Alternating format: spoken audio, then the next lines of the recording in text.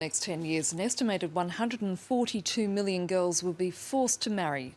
To put it bluntly, that means every 2 seconds a young girl is married against her will.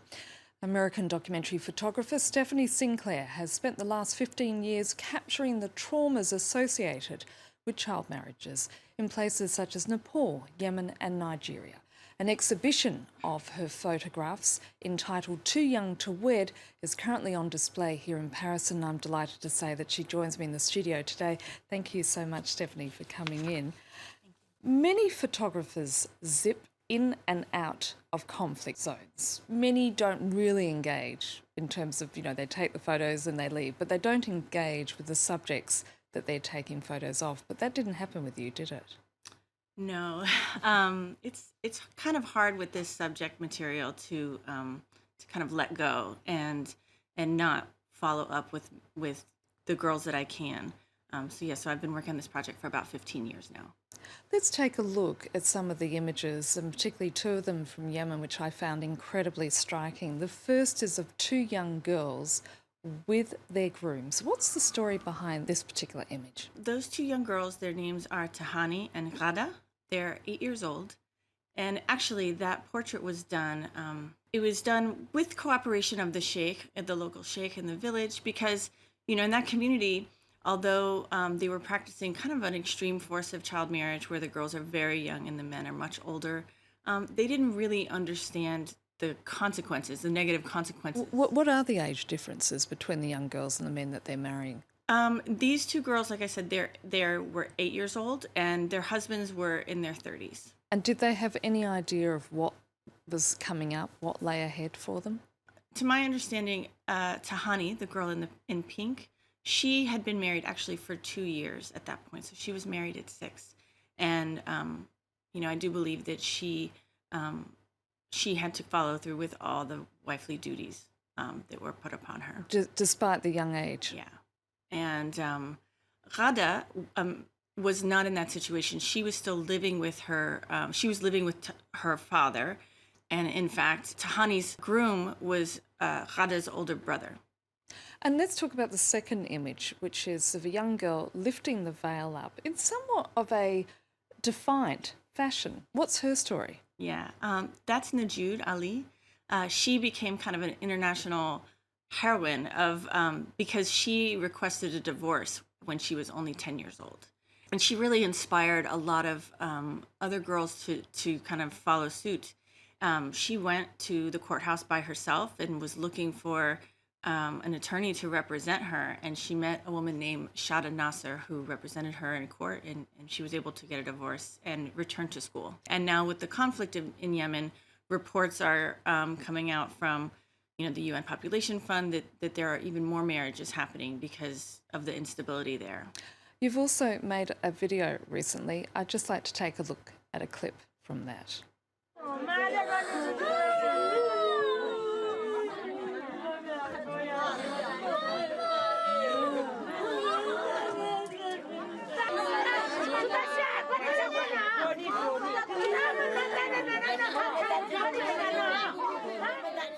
Extraordinarily moving images there, Stephanie. Now, many in the developed world fail to understand the long-term societal impact of child marriage.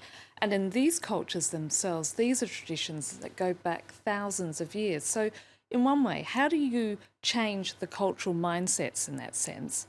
And also, how can we in the developed world do more to help? That's a good question.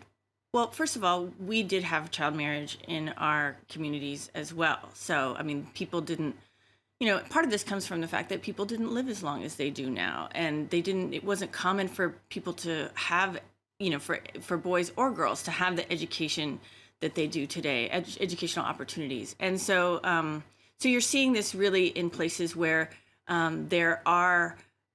there's less access to education. There's more in agricultural communities where you need hands in the field.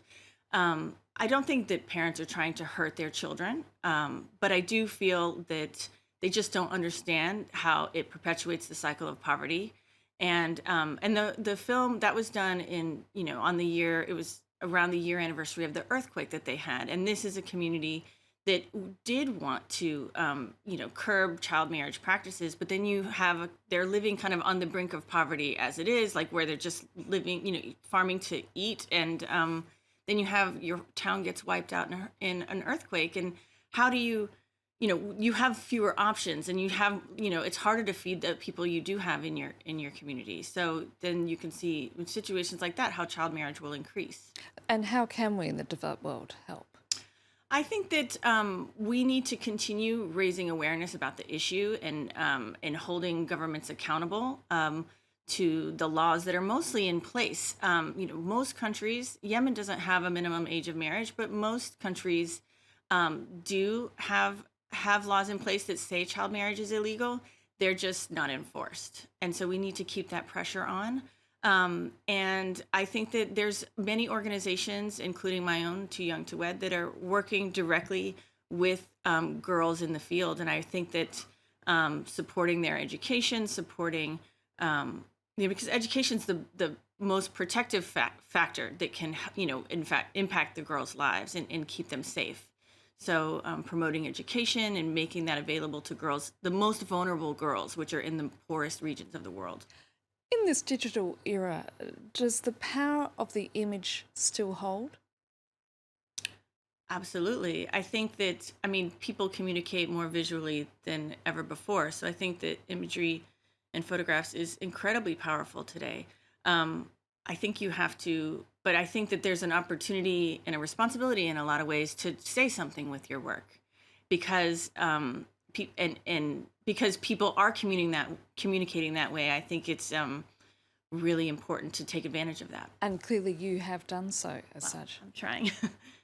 Stephanie, we're going to have to leave it there. Thank you again. Thank you for having me.